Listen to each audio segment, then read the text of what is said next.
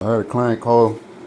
They were getting a water leak and some mold for their wine cooler. I had to tear out the whole sheetrock. See all that mold?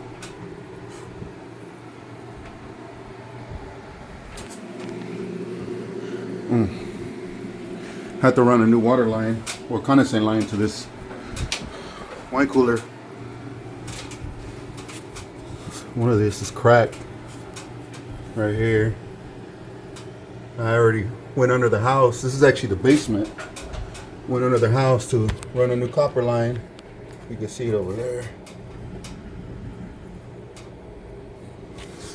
Can't get my hand in there, so I have to make a makeshift hook.